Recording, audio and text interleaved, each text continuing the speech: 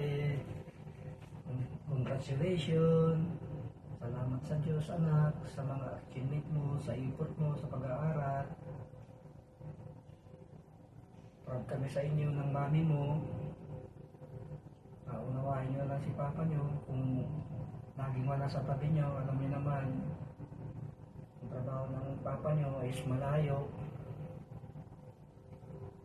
At alam nyo rin ang dahilan, anak, para sa inyo to.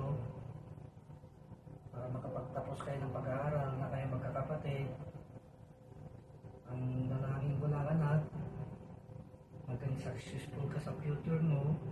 Para pag dumating man yung point na kayo naman ang lumagay sa katayuan ko, anak, nalaman nyo kung ano ang isang magulang, ang isang gaano harapin ang isang responsibilidad.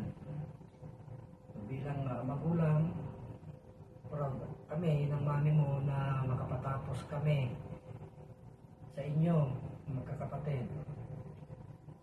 At naway hindi ka rin makalimot, anak, sa kung sakaling maging successful ka na, marunong ka pa rin lumingon sa iyong pinanggalingan.